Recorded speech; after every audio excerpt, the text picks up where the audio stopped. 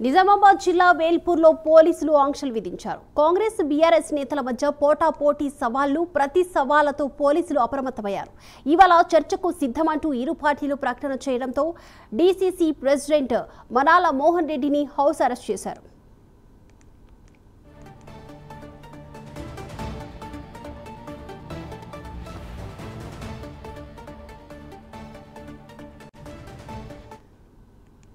నిజామాబాద్ జిల్లా వేల్పూర్లో పోలీసులు ఆంక్షలు విధించారు. కాంగ్రెస్ బీఆర్ఎస్ నేతల మధ్య పోటాపోటీ సవాళ్లు, ప్రతి సవాళ్లతో పోలీసులు అప్రమత్తమైనట్లు తెలుస్తుంది. ఇవాళ చర్చకు సిద్ధమంటూ ఇరు పార్టీలు ప్రకటన చేయడంతో కూడా డీసీసీ ప్రెసిడెంట్ మనాల మోహన్ రెడ్డిని హౌస్ అరెస్ట్ చేశారు.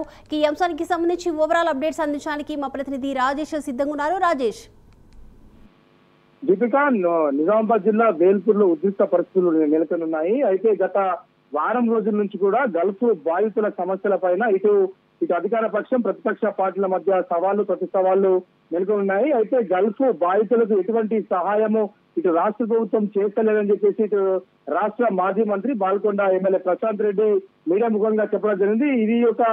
ఇదే విషయంలో ఇటు డీసీసీ ప్రెసిడెంట్ మానల మోహన్ రెడ్డి, అదేవిధంగా బాల్కొండ కాంగ్రెస్ పార్టీ ఇన్ఛార్జ్ సునీల్ రెడ్డి, అదేవిధంగా విత్తన సంస్థ అధ్యక్షులు అన్వేష్ రెడ్డి వీరు సవాల్ ఇచ్చిన పరిస్థితి ఉంది.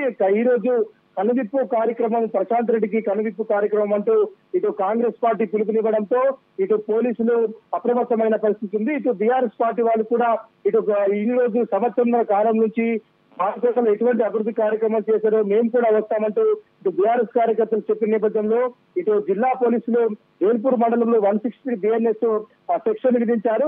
నలుగురు కంటే ఎవరు ఎక్కువగా ఉండద్దంటూ పోలీసులు ఆంక్షలు విధించిన పరిస్థితి. ఈ నేపథ్యంలో ఇటు పోలీసులు భారీగా మోహరింపు చేశారు. ఇటు మోర్తాడ్ లో బాల్కొండ కాంగ్రెస్ పార్టీ ఇన్ఛార్జ్ సునీల్ రెడ్డిని హౌస్ అరెస్ట్ చేసిన పరిస్థితి ఉంది. నిజామాబాద్ లో డీసీసీ ప్రెసిడెంట్ మానల మోహన్ రెడ్డి కూడా అరెస్ట్ చేసిన పరిస్థితి ఉంది.